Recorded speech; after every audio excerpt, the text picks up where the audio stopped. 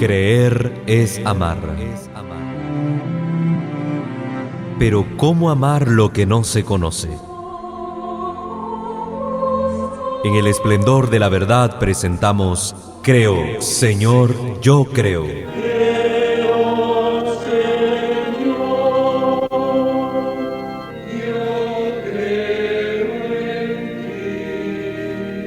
Juntos profundicemos en cómo es la vivencia cotidiana de nuestra fe. Escúchanos y conoce más sobre nuestra fe católica.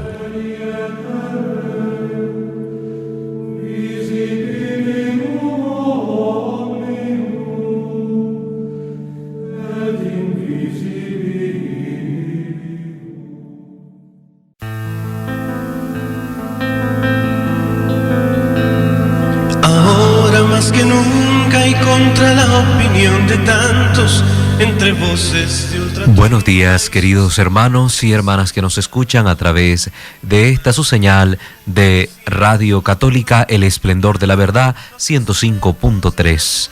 Por la gracia de Dios estamos nuevamente con ustedes para llevarles una edición más de su programa Creo, Señor, yo creo. Cada lunes les acompaña su servidor, el seminarista Walter Fajardo, y también en controles nos acompaña hoy nuestra hermana Cariel Ortiz, que estará acompañándonos durante este día.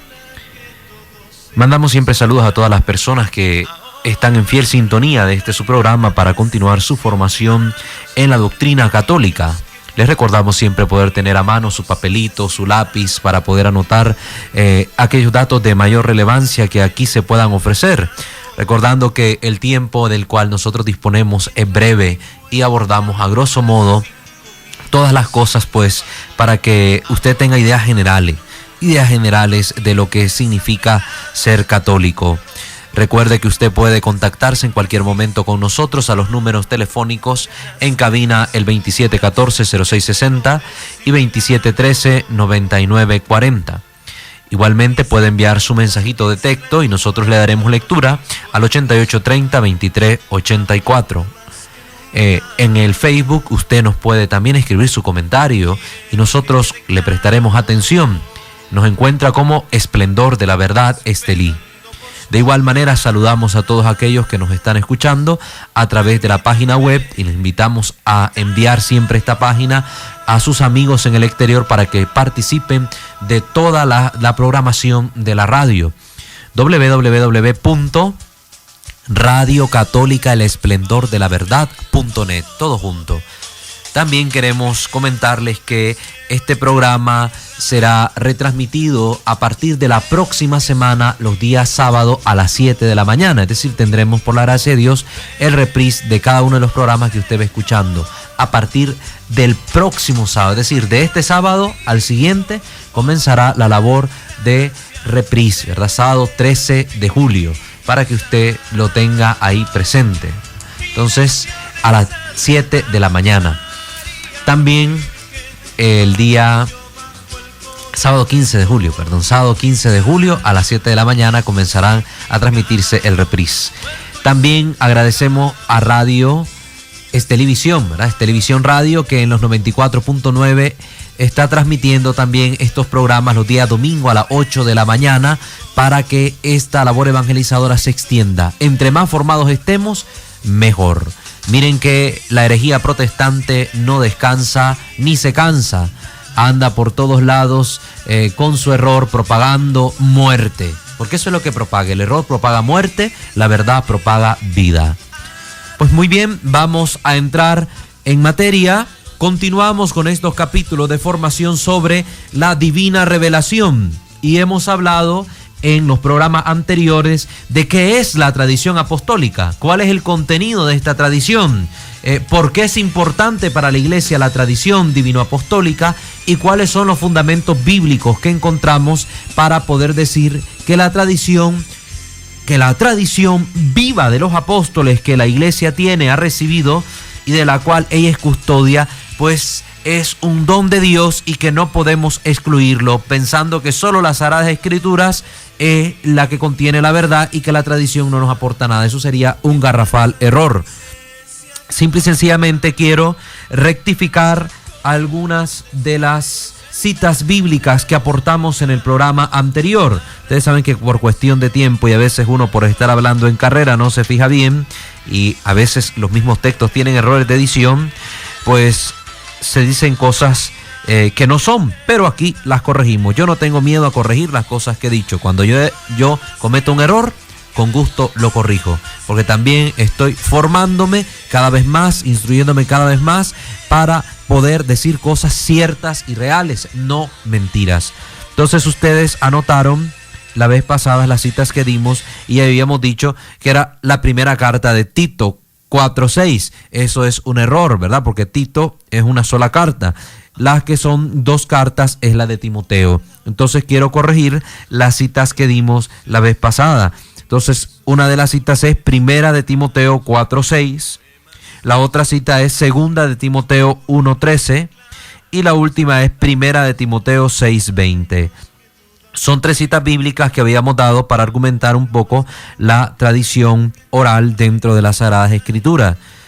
Ustedes tendrán ahí anotada la cita, entonces simplemente las estamos corrigiendo. Primera de Timoteo 4:6, Segunda de Timoteo 1:13 y Primera de Timoteo 6:20. Hecha esa corrección, les comunicamos que entramos hoy dentro de estos diversos capítulos sobre la Divina Revelación, entramos ya a la parte de la Sagrada Escritura. ¿Cómo se formaron las Sagradas Escrituras? ¿Por qué tenemos la Biblia en mano? ¿Cuáles son los libros que la conforman? ¿Cuáles son las diferencias que hay entre la Biblia católica en las diversas ediciones que existen con respecto a las Biblias utilizadas en las iglesias separadas? Hay que ver esos detalles para tomarlo en cuenta. Así que aquí vamos a conocer cómo se formó la escritura y las características que usted tiene que tomar en cuenta para poder diferenciar una Biblia católica de una no católica. Vamos a ir a una breve pausa, enviando los saludos de siempre a los hermanos del regadío que nos escuchan, a nuestro hermano Luis Pérez Molina, que también en su unidad de taxi está evangelizando con este programa a sus pasajeros, a Mundo Católico, que siempre está transmitiendo este programa para que todos sus clientes puedan formarse, y a todos aquellos pues que desde sus hogares o lugares de trabajo prestan fiel sintonía. Un saludo a todos ustedes, vamos a una pausa y regresamos.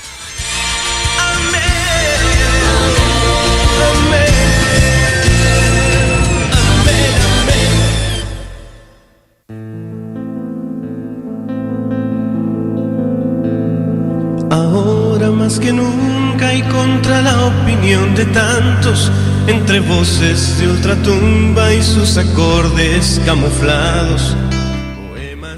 Gracias por continuar con nosotros, queridos hermanos. Le enviamos saludos a nuestra hermana Maida, que nos está reportando sintonía. Vamos a hablar acerca de las Sagradas Escrituras en cuanto al texto como tal. ¿Cómo se ha formado la Escritura?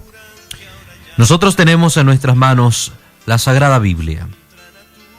La palabra Biblia significa libros, del término biblios, libros, un conjunto de libros. Pues no es un solo libro, aunque lo tenemos como tal, es una composición de distintos textos que se fueron escribiendo a lo largo de siglos y que ahora llegan a nuestras manos en un solo conjunto. Pero son distintos textos y por tanto hay que comprender que la escritura no apareció de la noche a la mañana. No es como que se haya puesto un escritor famoso a redactar una nueva obra, se fue a sentar allá debajo de un palo de mango, se tomó su cafecito y de un mes al otro ya estaba escrito y nos lo entregó completo. No, no es así. Fueron autores distintos durante mucho tiempo que estuvieron ahí en oración, escuchando la voz de Dios, se iban dando los acontecimientos históricos que el pueblo de Israel iba viviendo, que los apóstoles iban viviendo, y luego poco a poco todo eso se fue poniendo por escrito y así nos llegaron a nosotros los textos. Y no crean que todos los textos que tenemos son todos los textos que hay. No, se escribieron muchísimos textos que no entraron en la lista oficial de los libros sagrados que conformarían las Sagradas Escrituras. Y vamos a ver por qué razones no entraron también. Hoy comenzamos entonces toda esta sección para hablar de las Sagradas Escrituras que iremos abordando a lo largo de unos cuantos capítulos. La Biblia que tenemos en nuestras manos se divide ante todo en 2 grandes partes. lo que conocemos como el Antiguo Testamento y el Nuevo Testamento.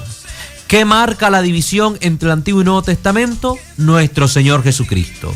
Entonces en la Biblia tenemos todos aquellos hechos que acontecieron, que se vivieron, las palabras que se escribieron antes de la venida de nuestro Señor, y todo lo que se escribió, lo que se vivió, lo que aconteció después de la venida de nuestro Señor. Entonces tenemos estas dos grandes compilaciones, estas dos grandes obras. Lo que habla, lo que respecta a la antigua alianza y lo que respecta a la alianza nueva y eterna que Cristo nuestro Señor selló con su preciosísima sangre. Entonces son las dos grandes divisiones que tenemos en la Sagrada Biblia. La palabra latina testamentum, decimos Antiguo Testamento, Nuevo Testamento, de donde viene la palabra testamento, fue empleada al principio de la era cristiana para traducir la voz griega diateke, que literalmente significa disposición o contrato, alianza, diateke. Esta, a su vez, la palabra diateke, fue usada por los traductores griegos llamados de los 70 ancianos, al final eran 72, lo usaron para traducir la expresión hebrea berit. Berit significa pacto de soberanía, por medio de la cual designaban los hebreos la alianza del Sinaí. La alianza del Sinaí. Entonces tenemos berit, la palabra berit, que es una palabra hebrea, significa alianza, fue traducida al griego como diateke y luego al latín como testamentum, y pasa hoy a nuestras manos como testamento en español. ¿A qué se hace referencia entonces? A la alianza hecha por Dios. En el Antiguo Testamento tenemos la antigua alianza, donde el único mediador de esa alianza era Moisés. Moisés, que la recibió en el monte Sinaí. Y luego tenemos en el Nuevo Testamento la alianza nueva y eterna, cuyo mediador único, como dice la Escritura, el único mediador entre Dios y los hombres de esta nueva alianza es nuestro Señor Jesucristo. Tenemos claro ya entonces por qué decimos Antiguo y Nuevo Testamento. Parecen cosas irrelevantes, hermanos, pero a veces ni eso conocemos. Y somos cristianos y andamos con la Biblia tuto y ni siquiera sabemos por qué se le dice Antiguo Testamento. Yo le he preguntado en algunas charlas y la gente no me sabe responder. ¿Por qué? Nos falta formación. Y esto debería enseñarse en catecismo de primera comunión, o por lo menos en catecismo de confirmación. Y a los chavalos hoy a veces ni esto se les enseña. Nos hemos reducido a ponerlos a pintar libritos y colores y tonteras a veces, y la fe que se les transmite es insustancial, carece de verdadero fundamento, y es lamentable. Hoy dan la comunión, hoy se confirman, mañana ni a misa llegan, y eso que es el día siguiente. Sigamos entonces, hermanos, con este aprendizaje. Hay dos grandes religiones que se rigen por los textos sagrados que nosotros tenemos en mano. Uno es la religión judía y otra es la religión cristiana. Tomando en cuenta que dentro de la religión cristiana aparece diversas formas de credo. Dentro de ellos la Santa Iglesia Católica, la religión católica, que como hemos dicho es la única verdadera. Y están también nuestros hermanos ortodoxos. Y digo hermanos ortodoxos porque también tienen ellos un fundamento apostólico, que lo único que nos divide de ellos es que no quieren entrar en comunión por razones más que teológicas, son por razones políticas. Más adelante entraremos en esos temas para que usted también se enriquezca y conozca los problemas que existen entre la Iglesia Católica y los ortodoxos. Y también están todos los hermanos nacidos del protestantismo. Me atrevo a decirle hermanos porque han compartido el bautismo con nosotros. Somos hermanos por el bautismo, pero desgraciadamente hermanos separados. Ellos con su fe errada y nosotros con nuestra fe verdadera. Yo no temo a decir la verdad. Pues nosotros tenemos la Sagrada Escritura. Los judíos solo aceptan, como es claro, lo que nosotros llamamos hoy Antiguo Testamento. Y ellos lo dividen en tres grandes partes. Lo que se conoce como la ley, la Torá, los profetas y otros escritos sagrados, ¿verdad? La ley o Torá, los profetas y otros escritos sagrados. Para los católicos, la Biblia, que consta tanto del Antiguo como Nuevo Testamento, está formada por 73 libros. 73 libros conforman las Sagradas Escrituras, 46 que conforman el Antiguo Testamento y 27 que conforman el Nuevo. Los protestantes de las principales denominaciones, desgraciadamente, carecen de los libros en su totalidad, sino que tienen nada más parte de ellos, dejando su Biblia con 66 libros, 39 en el Antiguo Testamento y 27 en el Nuevo Testamento. Es decir, carecen de 7 libros en el Antiguo Testamento. Aquí vayan anotando una primera diferencia entre las Biblias católicas y las no católicas. A la Biblia de las iglesias separadas le hace falta 7 libros en el Antiguo Testamento. No se apuren que vamos a decir cuáles son para que no queden con la duda. Antes se manejaba la hipótesis de que en el judaísmo habían 2 cánones. El largo, conocido como alejandrino, de origen griego, y el canon corto, que se llamaba canon palestinense. De acuerdo a esto, la iglesia habría seguido el canon largo, el alejandrino, mientras que los judíos a partir del siglo I o II, especialmente después del sínodo de Jamnia, en el año 90, se habrían quedado con el canon corto o palestinense. Pero la realidad es que esta hipótesis es rechazada hoy en día. Primero porque la traducción de la Biblia hebrea al griego no fue una obra unitaria en su finalidad o proyecto, ni fue traducida simultáneamente, sino que fue todo un proceso para que llegara a existir esa Biblia en griego, que estaba destinada sobre todo para los judíos de la diáspora, es decir, los judíos que vivían fuera de Israel, aquellos que habían sido deportados, aquellos que por X o Y motivo habían salido de Israel y que se habían asentado en el mundo greco-romano, donde el habla común no era el hebreo, mucho menos el arameo, sino el griego, y que por tanto para que la escritura llegara a ellos se tradujo al griego, idioma que dominaban ya mejor, porque con el pasar del tiempo las generaciones que habitaban esas tierras habían ido perdiendo el habla hebrea. Entonces necesitaban del habla griega, de la escritura en griego, para poder comprender la divina revelación. Es lo que pasa, por ejemplo, con la gente que se va de un país a otro, los que emigran, por ejemplo, de Nicaragua a Estados Unidos. El que llega allá sigue manteniendo su idioma español, aunque tiene que aprender el inglés. Cuando tiene sus hijos, le va enseñando primero el inglés y después le va enseñando poco a poco el español.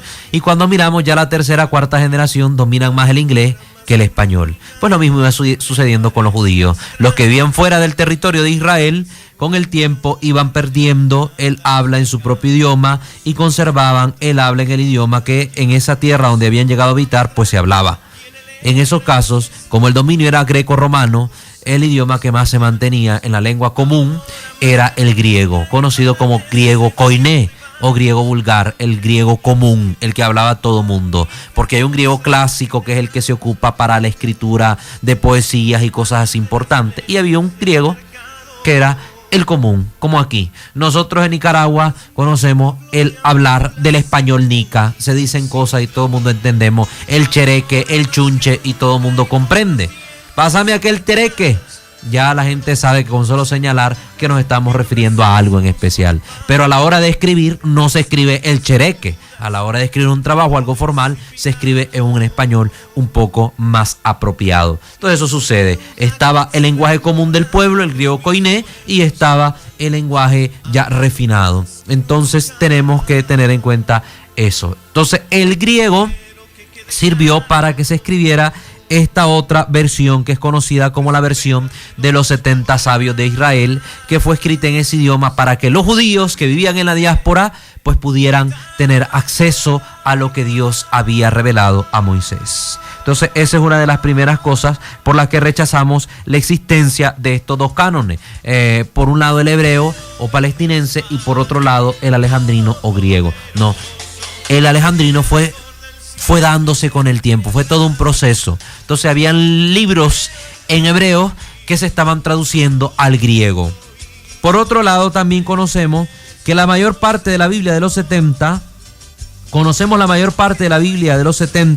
a través de los códices cristianos del siglo IV y V después de Cristo.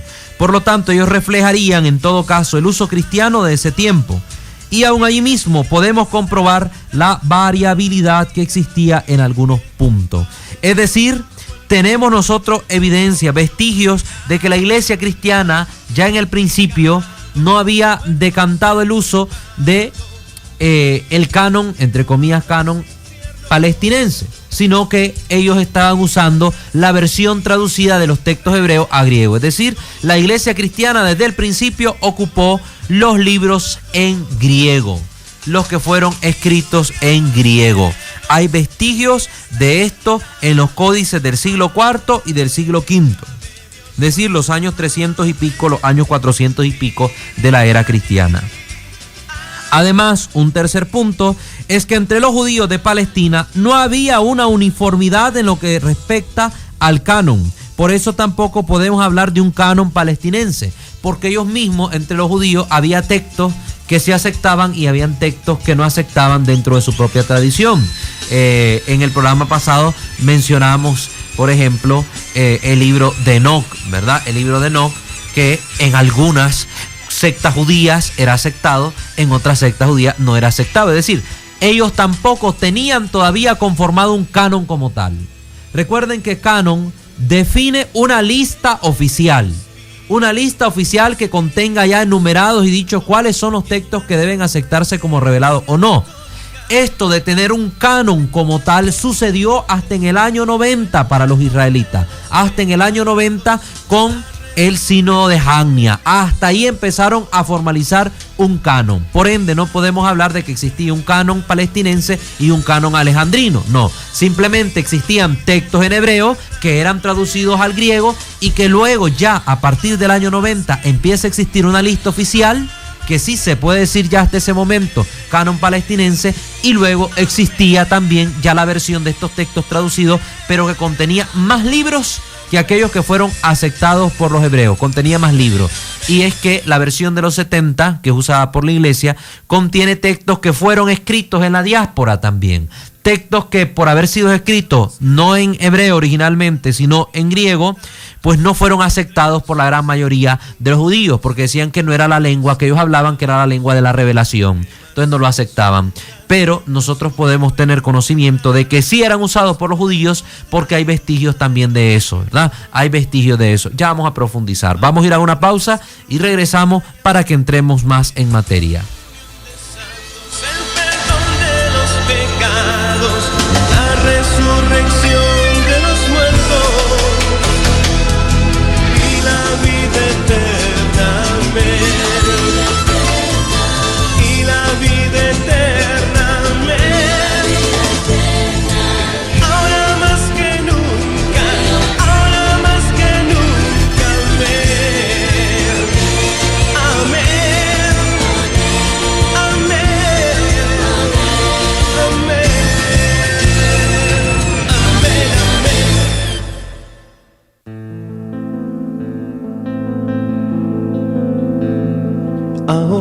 Gracias, hermanos, por continuar en este su programa Creo, Señor, Yo Creo.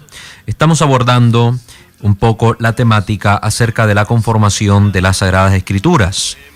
Hemos dicho entonces que la Biblia consta, por lo tanto, de 73 libros. 73 libros. Y que el Antiguo Testamento, originalmente, que ha tomado la Iglesia Católica, consta para nosotros de 46 libros. De 46 libros. Para los protestantes, 39. ¿Por qué razón? Los protestantes no aceptaron los libros deuterocanónicos que los judíos rechazaron en el sínodo de Jamnia. Les explicaba que había textos que se escribieron en la diáspora, textos que hablan de la palabra de Dios, escritos en griego, que no necesariamente se escribieron en un original en hebreo. Y el problema era de que para los judíos, si no estaba en hebreo, no lo podían considerar como algo realmente inspirado por Dios. Sí se podía hacer traducción al hebreo, pero es distinto, traducción al griego, pero es distinto, porque había un original en hebreo. Es decir, ya ellos lo creían como revelado, pero no podía ser al revés. Es decir, si algo Dios reveló, tenía que estar en hebreo, no podía estar en griego.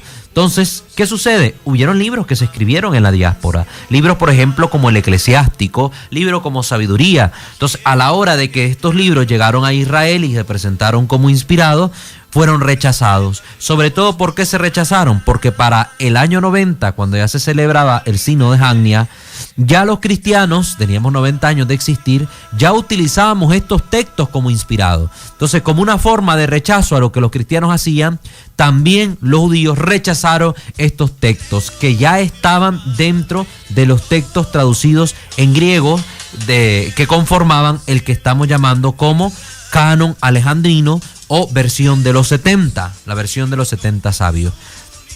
Eso creo que ya lo tenemos claro. Por tanto, podemos encontrar una idea clara, que la Iglesia Católica ha aceptado estos libros, los libros conocidos como deuterocanónicos del Antiguo Testamento, que son 7, porque también hay deuterocanónicos en el Nuevo Testamento, pero ahorita no vamos a abordar ese tema. Son 7 los libros deuterocanónicos del Antiguo Testamento. Estos son, para que usted los anote, Tobías, Judith, Sabiduría, Baruch, Eclesiástico, llamado también Sirácides, distinto de Eclesiastés, que es otro libro, y el primero y segundo libro de Macabeos. Son 7 libros. Si usted compra una Biblia o la va a comprar y revisando el índice no encuentra esos 7 libros, esa Biblia no se la recomiendo. Es una Biblia sectaria, es una Biblia protestante, es una Biblia mutilada. Le hace falta 7 libros revelados por Dios, aceptados por la Santa Madre Iglesia y que los vive como tal y de ellos saca fuente también de inspiración para su obrar. La Iglesia Católica a partir del Concilio de Hipona en el año 383, siglo IV, 383, admitió como inspirados no solo los libros protocanónicos que tenían los judíos aceptados como inspirados en el Sínodo de Jania del 90, sino que también aceptó como inspirados los libros deuterocanónicos, es decir, estos 7. Deutero significa segundo, deuterocanónicos, los que entraron como segundo en el canon o en un segundo momento en el canon. Entonces, la Iglesia con su autoridad, que ya hemos hablado de la autoridad de la Iglesia con su autoridad confirma, cree y acepta como divinamente inspirados estos 7 libros que les he mencionado, que fueron escritos en el tiempo de la diáspora. Tobías, Judith, Sabiduría, Baruch, Eclesiástico y primero y segundo de Macabeo. Por tanto, la Iglesia los acepta como tal y nosotros, conociendo que Cristo fundó esta Iglesia y que le ha dado a Pedro la autoridad de desatar y atar, nos dice que estos libros son inspirados y por tanto los aceptamos como tal. Por ende, las Sagradas Escrituras en el Antiguo Testamento está compuesta por esos 46 libros, no por 39 como es la Biblia de los hermanos separados, una Biblia mutilada que ha aceptado como canon verdadero el canon que fue definido por los judíos en el año 90 en rechazo a los cristianos. Entonces los hermanos separados aceptan como verdadero el valor de juicio que hicieron los judíos en contra de los cristianos. Increíble, es una contradicción. Entonces yo acepto como verdad lo que los judíos están diciendo en contra de los cristianos y por tanto acepto su canon. Es algo ridículo. No podemos aceptar como verdad lo que los judíos hicieron contra los cristianos en ese sínodo de Jania. Rechazar estos libros como divinamente inspirados en contraposición a la Iglesia cristiana que ya los aceptaba como divinamente inspirados. Entonces, hermano protestante, hermano separado que me estás oyendo por ahí, date cuenta que tu Biblia en el Antiguo Testamento está siguiendo la orientación de los judíos que rechazaron al cristianismo ahí de manera categórica en el año 90 en el sínodo de Jania. Por tanto, estás aceptando como verdad una mentira. Hermano, ten mucho cuidado. A tu Biblia le hacen falta libros y por eso es que muchas veces no entiendes lo que hace la Santa Iglesia. No entiendes la oración por los difuntos, no entiendes la intercesión, no entiendes un montón de cosas. Porque en tu Biblia están carentes estos 7 libros que son necesarios para comprender mejor la revelación. Espero que eso nos haya quedado clarísimo, claro como un vaso de agua cristalina.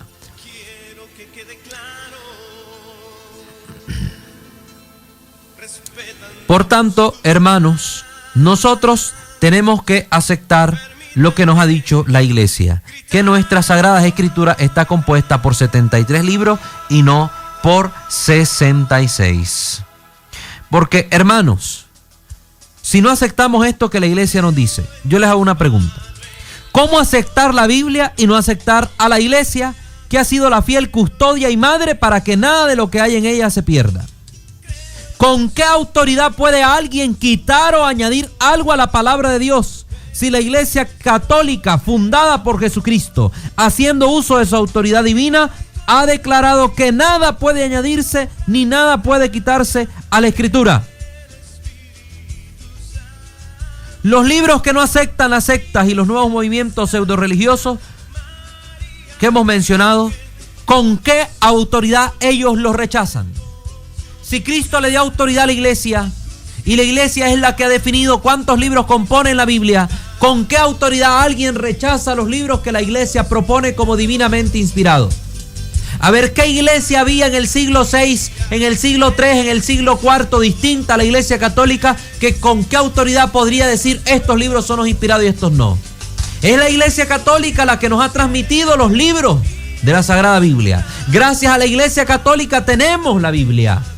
Es decir, antes de la Reforma Protestante en el 1500, ¿qué otra iglesia existía que nos diera la Biblia? Nadie. La Iglesia Católica nos ha transmitido la Biblia, la Sagrada Escritura, durante más de 1500 años antes de la Reforma Protestante. Y después de la Reforma la sigue transmitiendo.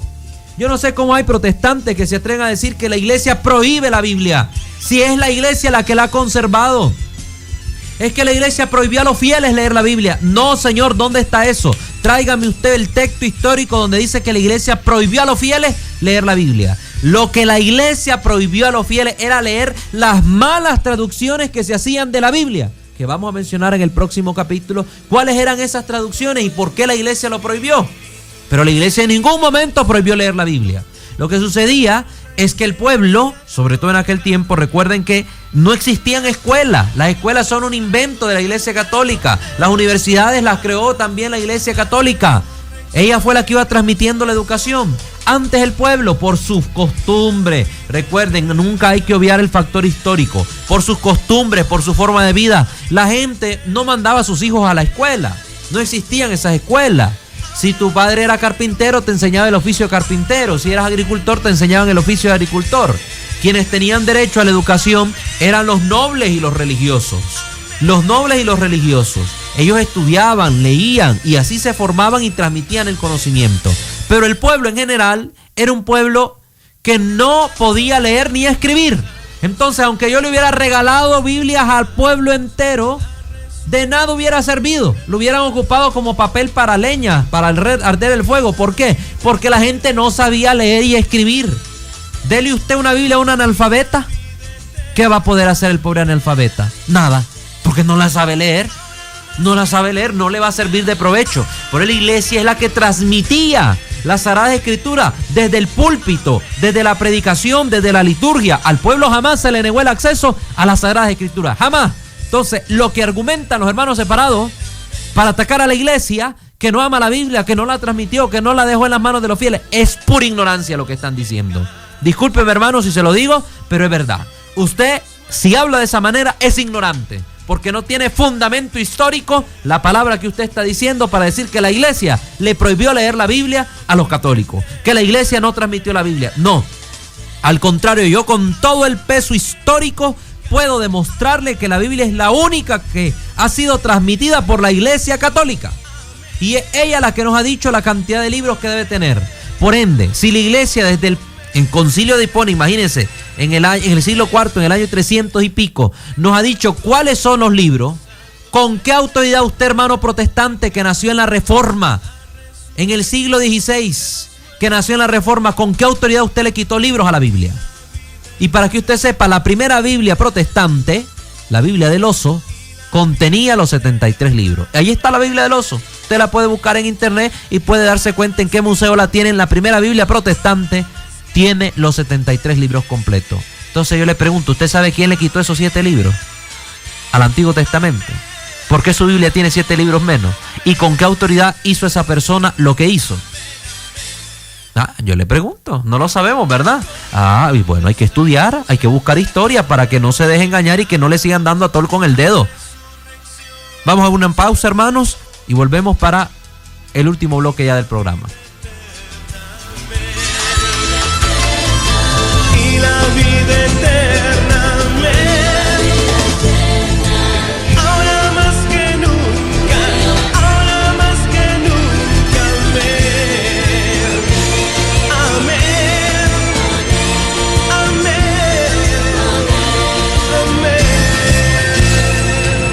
amén, amén,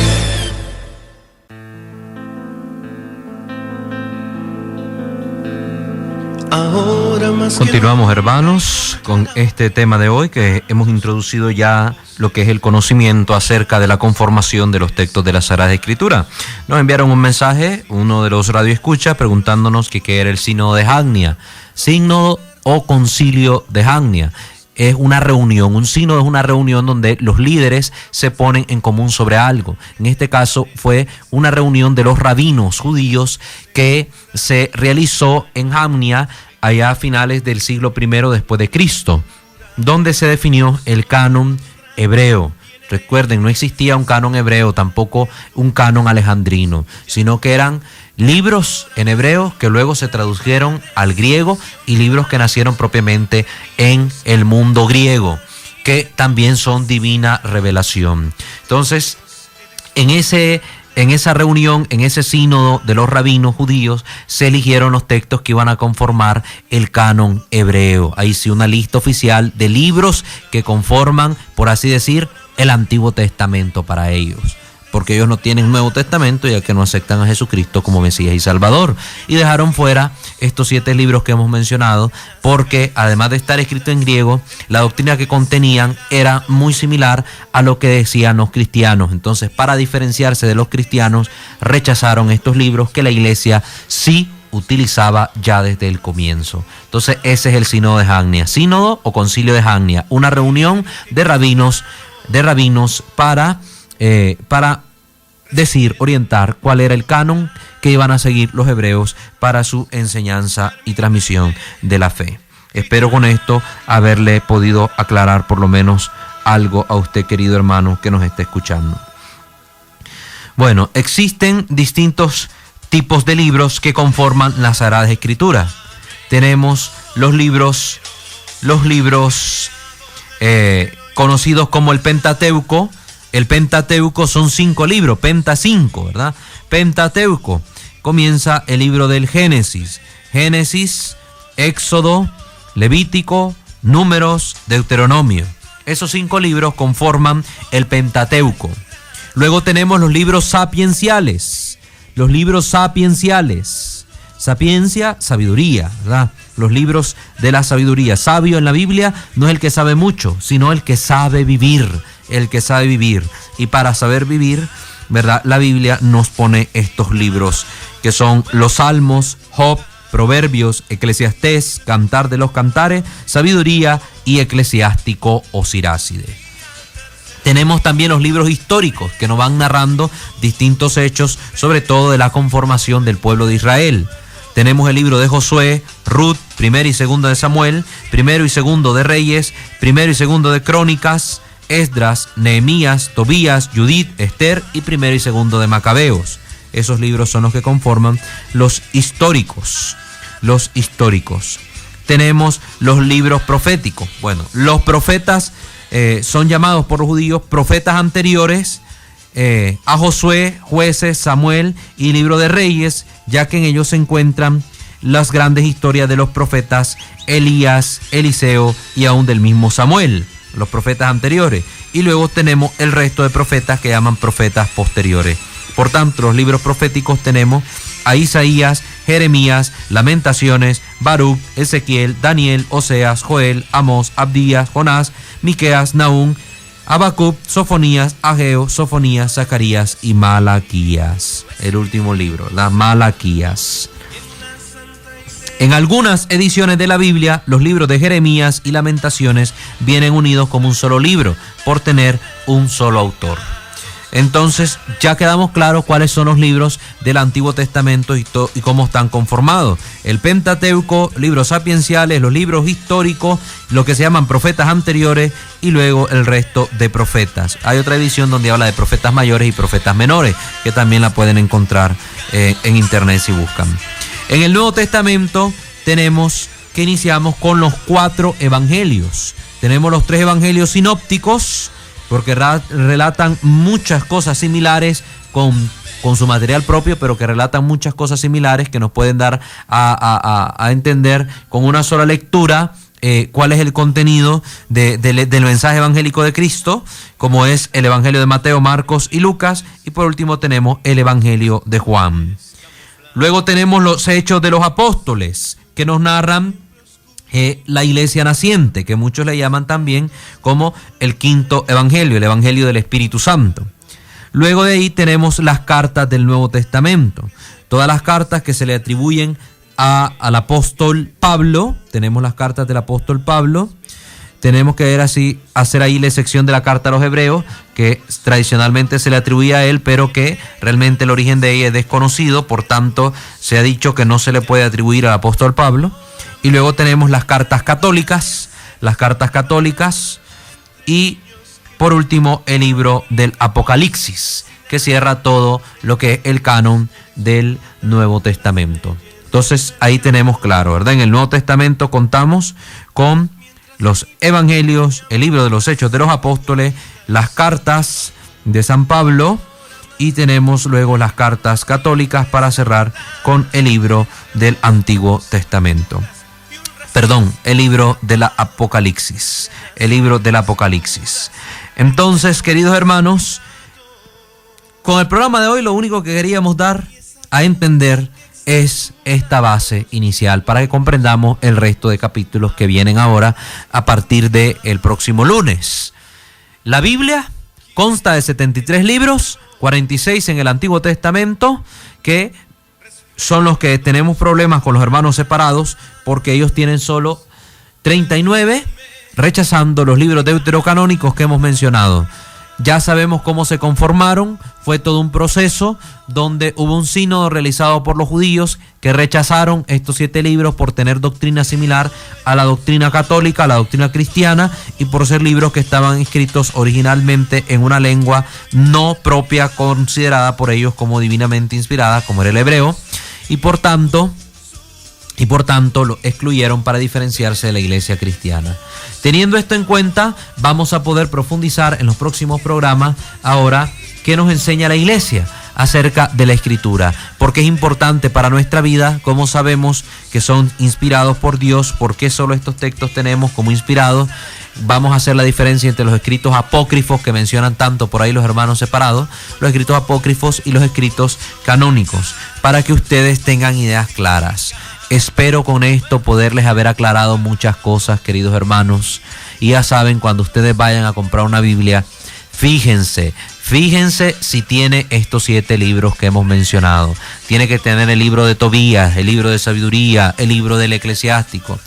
Entonces hay que revisar bien para que no se confunda. También revise que en la primera página haya por lo menos el Nihil Osta, donde dice que no hay impedimento para que esa Biblia sea utilizada por los católicos.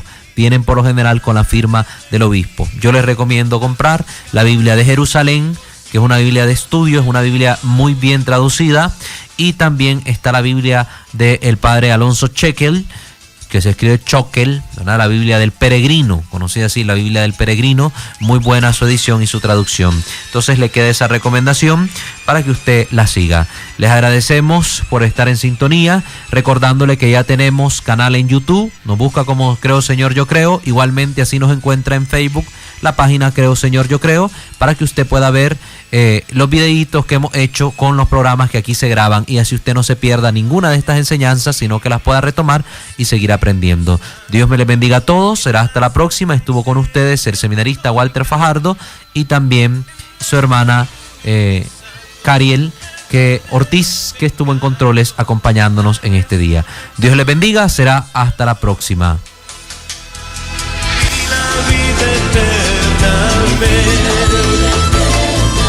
Y la vida eterna.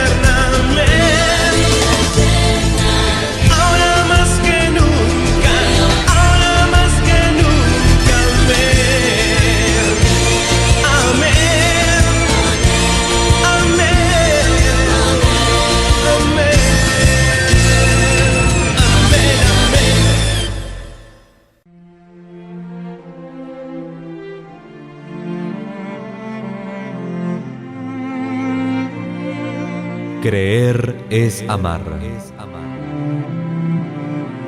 Pero ¿cómo amar lo que no se conoce? En el esplendor de la verdad hemos presentado Creo, Señor, yo creo.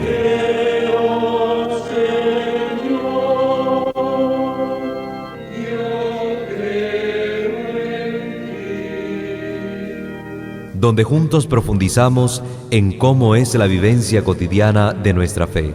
Acompáñanos el próximo lunes a partir de las 10 de la mañana.